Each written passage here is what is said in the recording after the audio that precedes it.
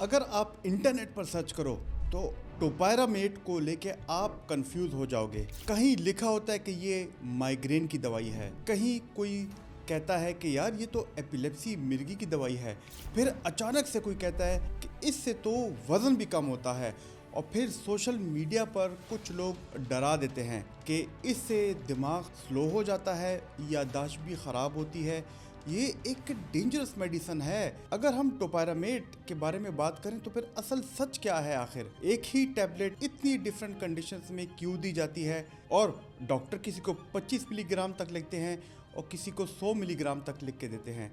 क्या ये मेडिसिन वाकई इतनी डेंजरस है जितनी सोशल मीडिया पे क्लेम की जाती है, या लोग इसके बारे में आधी बात करते हैं और आधी कहानी खुद बना लेते हैं? लेकिन यहाँ पे एक दिलचस्प बात है कि इस दवाई का एक ऐसा इफेक्ट भी है जिसकी वजह से कुछ पेशेंट बहुत खुशी से लेते हैं, और कुछ इसी एक वजह, जो कि मैं वीडियो में आगे बताऊंगा, इसी एक वजह से फ़ौरन इसे बंद कर देते हैं। लेकिन वो है क्या, और किस पेशेंट के लिए फ़ायदेमंद है या किस पेशेंट के लिए नुकसानदेह है, ये हम वीडियो के आखिर में डिस्कस करेंगे। इस वीडियो में हम स्टेप बाय स्टेप समझेंगे कि टोपायरामेट असल में है क्या, डॉक्टर इसे किन पेशेंट्स में देते हैं, और वो कौन सी इंपॉर्टेंट बातें हैं जो हर मरीज़ को इस दवाई शुरू करने से पहले ज़रूर पता होने चाहिए। तो जुड़े रहना मेरे साथ।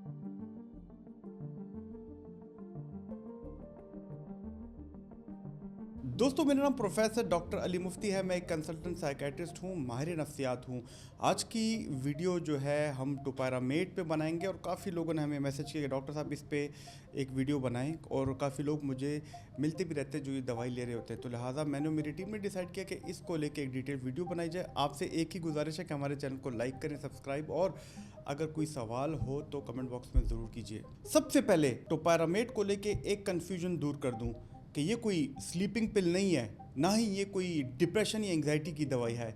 ये असल में मिर्गी एंटी एपिलेप्टिक दवाई है, लेकिन वक्त के साथ साथ डॉक्टर ने देखा कि ये तो सिर्फ मिर्गी में नहीं बल्कि और भी कंडीशंस में काफ़ी इफेक्टिव है। टोपायरामेट काफ़ी नामों से मार्केट में आती है, हाईटॉप, टोपाजिन, टोरेट, और दीगर मुल्कों में टोपामैक्स, टोपास, और काफ़ी नाम से मार्केट की जाती है। आज की तारीख़ में अगर हम देखें तो टोपायरामेट सबसे ज़्यादा यूज़ होती है माइग्रेन की प्रिवेंशन में।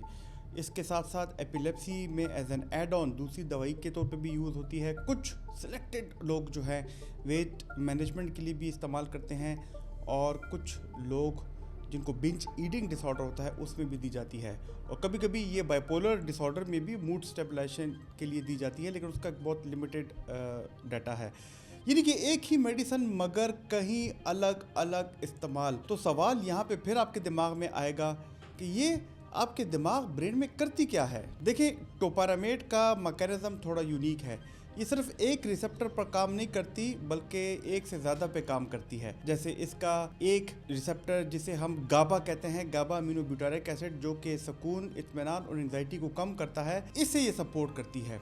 यानी कि गाबा जो दिमाग का एक ब्रेकिंग सिस्टम है, उस सिस्टम को टोपायरामेट मजबूत करती है। लेकिन इसके साथ साथ एक होता है ग्लूटामेट रिसेप्टर, ये उसको भी सप्रेस करती है। याद रखिए कि ग्लूटामेट दिमाग का एक्सेलेटर है, और ये जब ज़्यादा एक्टिव हो तो सीजर्स या मिर्गी के दौरे या इवन माइग्रेन का रिस्क भी बढ़ सकता है। तो टोपायरामेट उसको भी कम करती है, उसकी एक्टिविटी को भी कम करती है। और इसके अलावा ये सोडियम चैनल्स और कैल्शियम चैनल्स पे भी कुछ ना कुछ असर दिखाती है, जिससे दिमाग में एबनॉर्मल इलेक्ट्रिकल जो बरकी एक्टिविटी है वो कम होती है।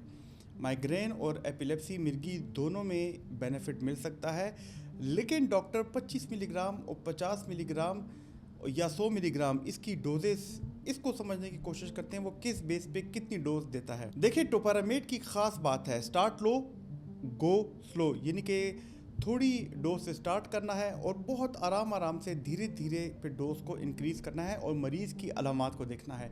अगर हम माइग्रेन प्रिवेंशन या हेडेक की भी बात करें तो उसमें अक्सर हम 25 मिलीग्राम रात के टाइम ये दवाई देते हैं, और फिर हर हफ्ते मरीज़ की अलामत को देखते हुए आहिस्ता आहिस्ता डोज बढ़ाते हैं, 25 से 50, 50 से 75 और फिर इवन 100 तक, और मेंटेनेंस डोज 100 मिलीग्राम हो सकती है।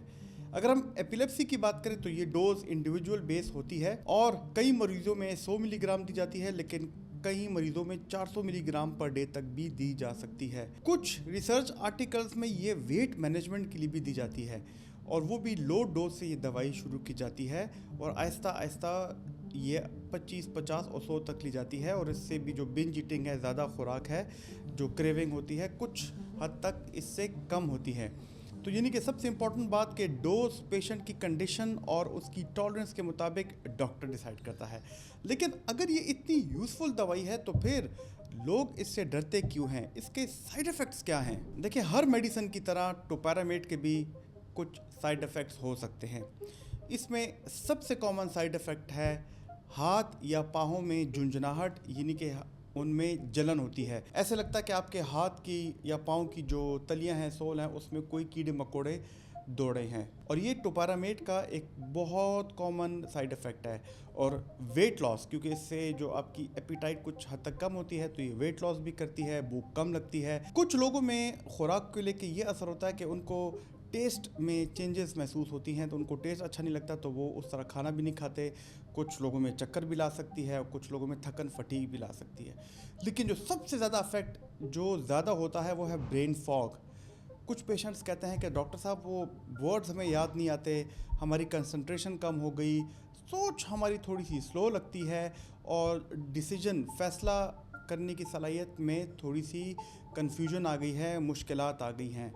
इसीलिए कुछ लोग इसे डोपामेक्स भी कहते हैं। यानी कि हर पेशेंट में ये प्रॉब्लम नहीं होती, कुछ लोगों में प्रॉब्लम होती है और अक्सर डोज कम रखने से ब्रेन फॉग का रिस्क भी कम होता है। लेकिन कुछ इसके सीरियस साइड इफ़ेक्ट्स भी याद रखना ज़रूरी हैं, यानी कि किडनी स्टोन्स, ये भी इससे हो सकते हैं। और जो एक इंसान की जो पसीना, स्वेटिंग की जो आदत है, ये कम हो सकती है। कुछ लोगों को इससे गर्मी बर्दाश्त करने की सलाहियत उनमें कम होती है और कुछ लोगों में ये देखा गया कि आंखों में भी असर करती है, लेकिन वो बहुत कम है। इसलिए पानी ज़्यादा पीना इसके साथ बहुत इम्पॉर्टेंट है। लेकिन अब बात करते हैं कि लोग टोपैरामेट को स्लिमिंग के तौर पे इस्तेमाल करते हैं कि ये स्लिमिंग दवाई है और वेट लॉस की दवाई है। क्या इसमें कोई सच्चाई है? शॉर्ट आंसर इसका ये है, हाँ। कई पेशेंट्स में होता है, जैसे हमने पहले बताया, कि टोपैरामेट भूख को कुछ अरसे के लिए कम कर सकती है, फूड क्रेविंग्स भी रिड्यूस होती हैं। और इसके साथ साथ ये भी देखा गया कि जो टोपैरामेट है, हमारी जो मैदे की जो एक फ़्लो है, जिसको हम पेरिस्टालसिस कहते हैं, यानी कि जब हम खाना खाते हैं वो नीचे की तरफ जाता है, उस प्रोसेस को ये स्लो करती है, काफ़ी कम करती है, जिससे डाइजेशन थोड़ी कम होती है और पेट हर वक्त फुलनेस हैवी रहता है और फिर भूख कम लगती है। इसलिए कुछ मरीज़ों में, कुछ ओवरवेट पेशेंट्स में डॉक्टर इस मेडिसिन को देते हैं, लेकिन केयरफुली देते हैं। लेकिन याद रखिए, कोई टोपैरामेट स्टैंडर्ड वेट लॉस सप्लीमेंट नहीं है, सिर्फ वज़न कम करने के लिए नहीं है। खुद से दवाई को लेना डेंजरस हो सकता है और हर पेशेंट का रिस्क और बेनिफिट दवाई को लेने का अलग अलग होता है। याद रखिए कि वेट लॉस सब पेशेंट में भी नहीं होता। लेकिन ये एक सवाल आपके जहन में भी आता होगा कि क्या टोपैरामेट इन सब बातों के बाद सेफ़ है? ये वो सवाल था जो शुरू में मैंने कहा था कि कुछ मरीज़ इसे खुशी से लेते हैं और कुछ मरीज़ों को ये नुकसान देती है। तो टोपैरामेट जी हाँ सेफ़ है, हाँ, लेकिन अगर सही पेशेंट को सही डोज में दी जाए डॉक्टर की सुपरविज़न के मुताबिक।